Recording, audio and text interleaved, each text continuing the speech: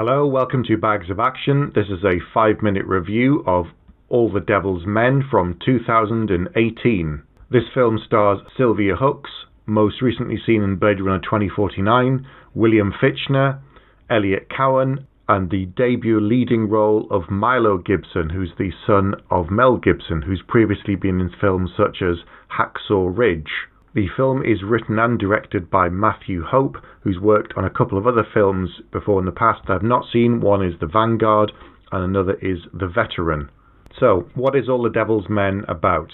Milo Gibson plays Collins, a jaded and slightly broken operative for the CIA who is called in to help with a case in London by his handler, played by Sylvia Hoeks. We see at the start of the film, despite him being in good physical shape, he's clearly not all there mentally because he's taking some kind of tablets to keep him level. They don't seem to be working very well. He's then partnered up with two other loose cannon operatives, one he's worked with in the past and one he has never met before, and the three of them are supposed to go after a rogue operative in London. The rest of the film is then set mostly in and around London, and you can see that it was shot on location.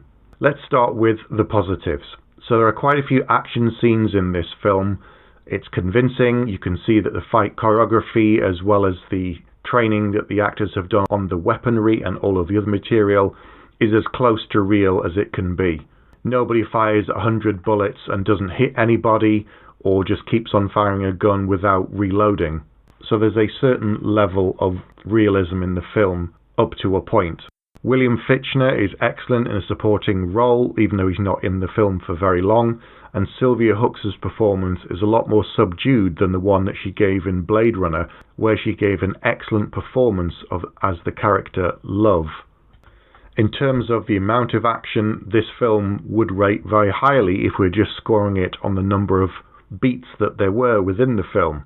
The action is brutal, people get shot and don't get up again, the fighting is intense when it's hand to hand, and you can see that the actors have had some training to make it look as convincing as possible as they maneuver when working with other people as well as working alone to take down an enemy. They don't just wade in guns blazing, there's actually some planning, so it's all to build character and convince you that these are veterans who've been doing it for a long time.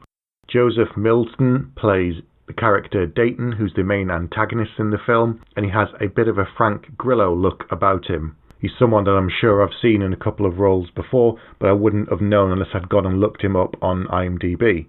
On paper, this sounds like a really good film. However, there were some problems with it in the execution. The lead performance wasn't particularly strong. I could see that he was trying to come across as this broken character, but it was never completely convincing.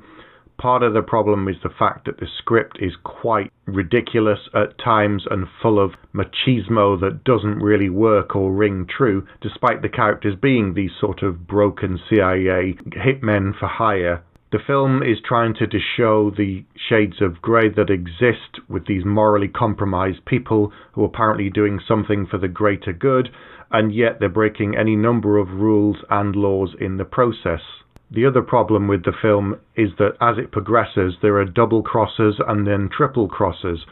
So it's really difficult to care about any of the particular characters because we've already established that all of them are morally compromised to some degree, and even those who we thought were doing something for the right reason turn out not to be. So the film just comes off as a little bit of a mess because of this. In the end, the film comes across as being quite routine and formulaic. The action scenes are interesting, but they're not enough to keep me engaged or to recommend this film to someone because there isn't anything that really stands out. The fact that it's a low-budget film doesn't bother me. You can definitely do something interesting in this area. But the answer seemed to be, with this particular filmmaker, just put more action scenes in and that should carry the film through. So, unfortunately, on this occasion, I'm going to give it 2 bags out of 5 and say that if you're in the mood for a short action film, it's something worth watching, but it's not something that will stick with you after you've seen it. Have you seen All the Devil's Men and I have no idea why the title is that?